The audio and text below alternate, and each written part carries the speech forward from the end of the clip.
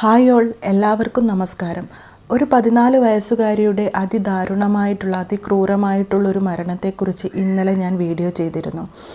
അതിൻ്റെ കൂടുതൽ വിശദാംശങ്ങളാണ് ഞാൻ ഈ ഒരു വീഡിയോയിൽ ഉൾപ്പെടുത്തിയിട്ടുള്ളത്. വളരെ സങ്കടപ്പെടുത്തുന്ന, ദുഃഖിപ്പിക്കുന്ന, മനസാക്ഷിയെ തന്നെ മരവിപ്പിക്കുന്ന ഈ ഒരു വാർത്ത നമ്മളെ മലയാളിക്കാരെ ആകെ ഞെട്ടിയതാണ്.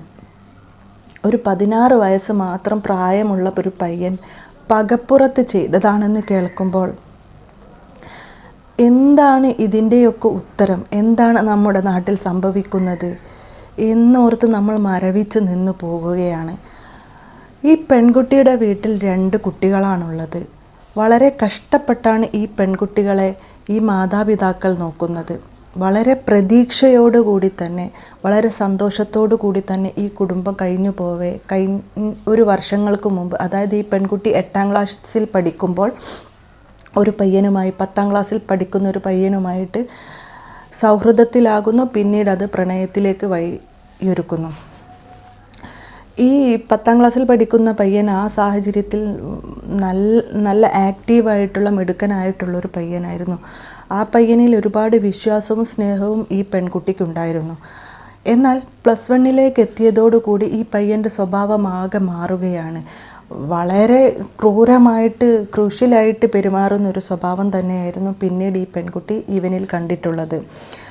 തൻ്റെ ആൺ സുഹൃത്തുക്കളോട് പോലും സംസാരിക്കാൻ ഈ പയ്യൻ ഈ പെൺകുട്ടിയെ സമ്മതിച്ചിരുന്നില്ല. സ്കൂൾ ഇൻ്റർവെല്ലാണെങ്കിലും സ്കൂൾ വിടുന്ന സമയമാണെങ്കിലും കയറുന്ന സമയമാണെങ്കിലും ഈ പയ്യനെ ഈ പെൺകുട്ടി വന്ന് കാണേണ്ടിയിരുന്നു. സ്കൂൾ പരിസരത്ത് വന്ന് കാണുന്നതിൽ ഈ പെൺകുട്ടിക്ക് വളരെ വിഷമമുണ്ടായിരുന്നു. കാരണം അധ്യാപകന്മാരോ ടീച്ചേഴ്സോ ആരെങ്കിലും കണ്ടിട്ടുണ്ടെങ്കിൽ തൻ്റെ വീട്ടിൽ ഇതറിയും, അതൊരു പ്രശ്നമാകുമെന്ന് ഈ പെൺകുട്ടി പലവട്ടം ഈ പയ്യനോട് പറയുകയും ആശങ്കപ്പെടുകയും ചെയ്തിട്ടുണ്ടെങ്കിലും ഈ പയ്യൻ അതൊന്നും വകവെക്കാറില്ലായിരുന്നു. ഇവനെ എപ്പോഴാണോ കാണണം എന്ന് തോന്നുന്നത് ആ സമയത്ത് ഈ പയ്യൻ ഇവളെ തേടിയെത്തുമായിരുന്നു. അത് ഈ പെൺകുട്ടി വളരെ ഭയപ്പെട്ടിരുന്നു. മാത്രമല്ല, ഇവൾക്ക് ഒരു ആൺസുഹൃത്തിനോടും സംസാരിക്കാൻ പറ്റില്ലായിരുന്നു. അവരെയൊക്കെ വെച്ചിട്ട് ഇവൻ വളരെ മോശമായിട്ട് ഈ പെൺകുട്ടിയോട് സംസാരിക്കും.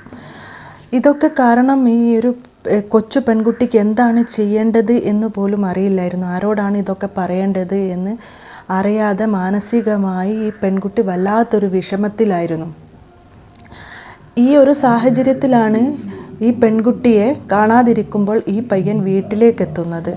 വളരെ കൂളായിട്ട് തന്നെ കയറി വന്ന് തൻ്റെ മകളെ ചോദിക്കുന്ന ഈ പയ്യനോട് പല പ്രാവശ്യം ആ വീട്ടിലേക്ക് വരരുതെന്നും ഇത് നിനക്ക് കയറി വരാനുള്ള ഇടമല്ല എന്നും ഈ അമ്മ വളരെ സ്നേഹത്തോടു കൂടി പറഞ്ഞു. കാരണം നാട്ടുകാരും വീട്ടുകാരും ഒക്കെ അറിഞ്ഞാൽ തങ്ങൾക്കത് മാനക്കേടാണെന്നും ഇങ്ങനെയൊന്നും ചെയ്യരുതെന്നും ഈ ആൺകുട്ടിയെ ഈ അമ്മ ഉപദേശിച്ചിരുന്നു. എന്നാൽ എന്താണ് വന്നാൽ എനിക്ക് കാണണമെന്ന് തോന്നുമ്പോൾ ഞാൻ വന്ന് കണ്ടോളും എന്ന് ധൈര്യത്തോടെ ധാർഷ്ട്യത്തോടെ പറയുന്ന ഒരു പയ്യനായിരുന്നു ഇത്.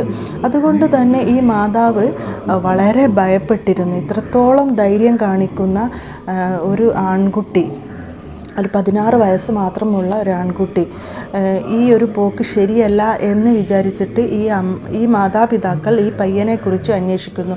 എന്നാൽ നാട്ടിൽ നിന്ന് കിട്ടുന്ന വിവരങ്ങളൊന്നും അത്ര ശരിയായിരുന്നില്ല. കാരണം ഈ പയ്യൻ ആ നാട്ടിൽ വളരെ മോശമായിട്ട് നടക്കുന്ന, വളരെ വൃത്തികേടോടുകൂടി നടക്കുന്ന, ദുർനടപ്പിൽ നടക്കുന്ന ഒരു പയ്യനായിരുന്നു.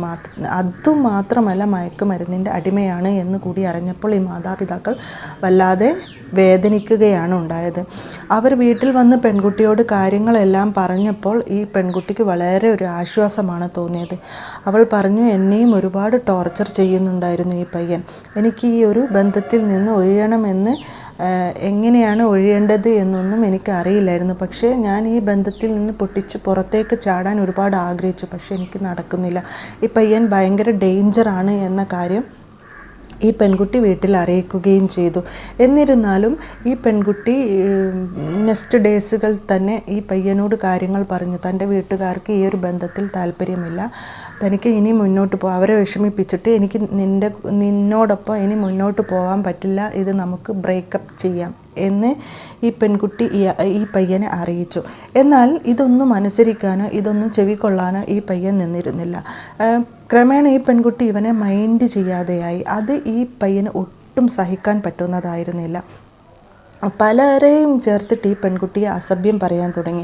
നിനക്ക് മറ്റാരോ ഉള്ളത് കൊണ്ടാണ് നീ ഇങ്ങനെയൊക്കെ പെരുമാറുന്നത്, നിൻ്റെ മാതാപിതാക്കൾ അങ്ങനെയൊന്നും പറയില്ല, അങ്ങനെ ഇങ്ങനെ എന്നൊക്കെ പറഞ്ഞ് ഈ പയ്യൻ വളരെ ഈ പെൺകുട്ടിയെ വിടാതെ പിന്തുടരുകയായിരുന്നു. അപ്പോഴൊക്കെ ഈ പെൺകുട്ടി കരയാറായിരുന്നു പതിവുണ്ടായിരുന്നത്. കാരണം ഈ പെൺകുട്ടിക്കൊന്നും ചെയ്യാനില്ല, എന്ത് ചെയ്യണം എന്നറിയില്ല. അങ്ങനെയുള്ളൊരു അവസ്ഥയിലായിരുന്നു. അങ്ങനെയാണ് ഈ പയ്യൻ ഈ വീട്ടിലേക്ക് വരികയും വളരെ മോശമായിട്ട് വളരെ സൗണ്ട് എടുത്തിട്ട് ഈ കുടുംബത്തിനെ അസഭ്യം പറയുകയും ചെയ്തു. 1-2 ആഴ്ചകൾക്ക് മുമ്പാണ്, മുൻപാണെന്ന് തോന്നുന്നു ഇങ്ങനെയൊക്കെ സംഭവിച്ചത്. ആ വീട്ടിൽ വളരെ അസഭ്യം പറയുകയും നാട്ടുകാരും വീട്ടുകാരും ഒക്കെ ശ്രദ്ധിക്കുകയും ചെയ്തതിൻ്റെ പേരിൽ ഈ മാതാപിതാക്കൾ മാനക്കേട് സഹിക്കവയ്യാതെ പോലീസ് സ്റ്റേഷനിൽ പോയി പരാതിപ്പെടുന്നു. ആ സമയത്തും പോലീസ് പരാതിപ്പെടുന്ന സമയത്ത് പോലും ഇവൻ ഈ മാതാവിനെ ഭീഷണിപ്പെടുത്തുകയാണ് ഉണ്ടായത്. കാരണം ഈ പെൺകുട്ടിയെയും കൊണ്ടേ ഇവൻ പോകൂ, ഇനി എന്തൊക്കെ തന്നെ സംഭവിച്ചാലും, ഇനി ആരൊക്കെ തന്നെ തടഞ്ഞാലും ഈ പെൺകുട്ടിയെയും കൊണ്ടേ താൻ പോകൂ എന്ന ഒരു മനോഭാവമായിരുന്നു ഈ ഈ ആൺകുട്ടിക്ക്. ഇവൻ ഈ മാതാവിനെ വലിയ തോതിൽ വെല്ലുവിളിക്കുകയാണ് ഉണ്ടായത്. എന്നാൽ പോലീസ് സ്റ്റേഷനിൽ ഇരു കൂട്ടരെയും വിളിച്ച് സൗമ്യതയോടെ സംസാരിച്ച് ഇനി ഇങ്ങനെയൊന്നും ഉണ്ടാവില്ല എന്ന് ഈ ആൺകുട്ടിയെ കൊണ്ട് അവിടെ എഴുതി ഒപ്പിടിച്ചാണ് പുറത്തേക്ക് നടന്നത്. എന്നാൽ ഈ ഒരു ബന്ധുവിനോട് ഈ പയ്യൻ പറഞ്ഞ കാര്യം മറ്റൊന്നാണ്.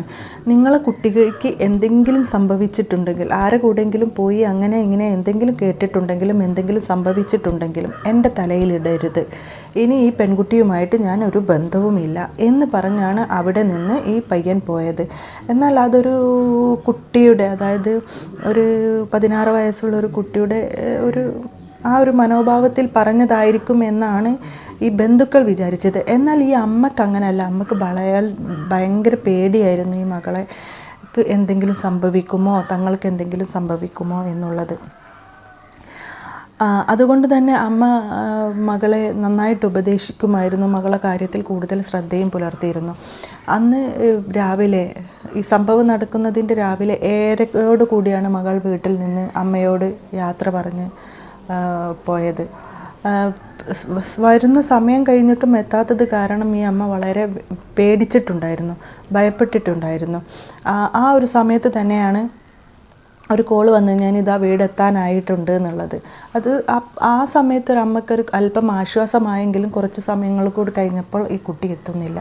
ഈ മാതാവ് കരഞ്ഞുകൊണ്ടാണ് ബന്ധുക്കളെ എല്ലാം വിളിച്ചത്. കാരണം ഈ അമ്മ വലിയ തോതിൽ പേടിക്കുന്നുണ്ട്. മറ്റുള്ളവരൊക്കെ വിചാരിക്കുന്നതിലും കൂടുതൽ ഈ അമ്മ പേടിക്കുന്നുണ്ട്, ഭയപ്പെടുന്നുണ്ട് ഈ പയ്യനെ. കാരണം ഈ പയ്യൻ വീട്ടിൽ വന്നിട്ട് അങ്ങനെയുള്ള സംസാരങ്ങളാണ് ഈ ഒരു അമ്മയോട് വെല്ലുവിളിക്കാറുള്ളത്. കാരണം സ്വന്തം മകളെ, ഒരു 16 വയസ്സ് മാത്രമേ പ്രായമുള്ളൂ, സ്വന്തം മകളെ പ്രായപൂർത്തി പോലും ആയിട്ടില്ല, എന്താണ് ചക്ക ഏതാണ് ചോറ് ഏതാണെന്ന് പോലും അറിയാത്ത ഈ ഒരു പ്രായത്തിൽ വന്നിട്ട് എട്ടും പൊട്ടും തിരിയാത്ത ഈ പെൺകുട്ടിയെ താൻ സ്വന്തമാക്കും, താൻ കൊണ്ടുപോകും, അങ്ങനെ ചെയ്യും, ഇങ്ങനെ ചെയ്യും, കൊന്നുകളയും, ഇങ്ങനെയൊക്കെയുള്ള ഭീഷണികൾ ഈ പയ്യനിൽ നിന്ന് നിരന്തരമായിട്ട് ഈ അമ്മക്ക് ഉണ്ടാവാറുണ്ട്.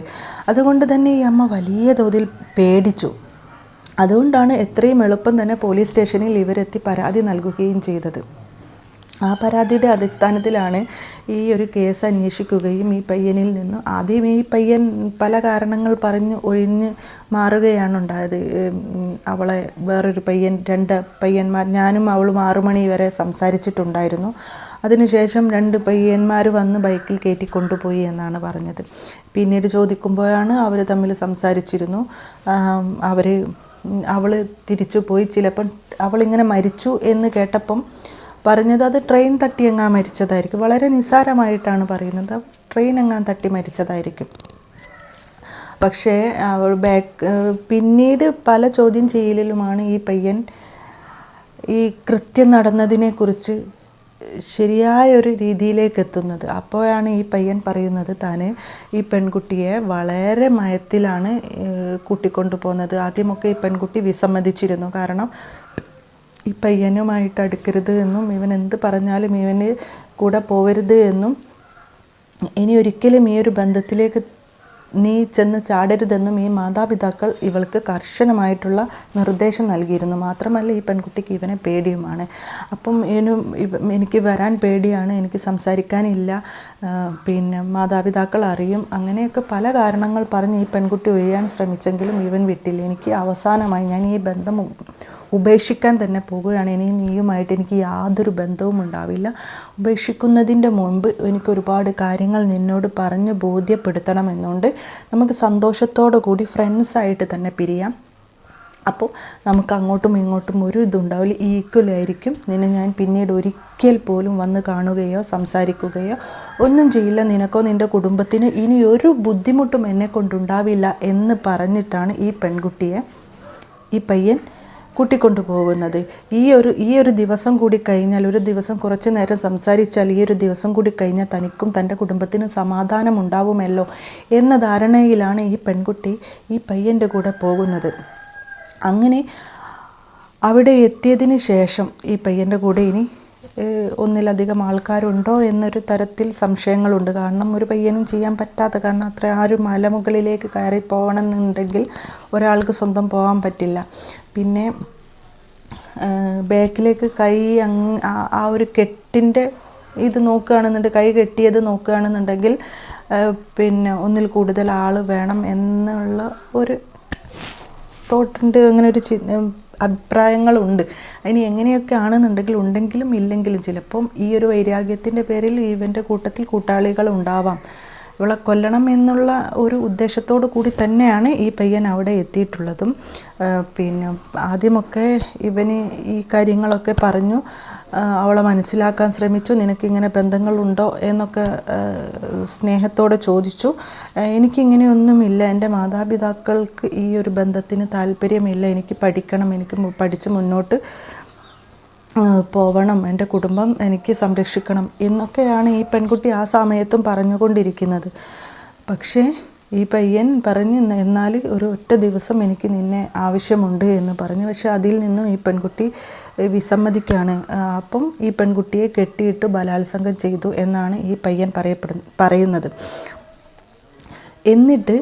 എന്നിട്ടും ഈ പയ്യന് ഈ പെൺകുട്ടിയോട് ദേഷ്യം തീരുന്നില്ല. കാരണം ഈ പെൺകുട്ടി അങ്ങേയറ്റം ഉപദ്രവിക്കുകയാണ്. താൻ സ്നേഹിച്ച പെണ്ണാണെന്ന് പോലും ഓർക്കാതെ ശാരീരികമായി അങ്ങേയറ്റം വേദന ഈ പെൺകുട്ടി തിന്നുകൊണ്ടിരിക്കുകയാണ്.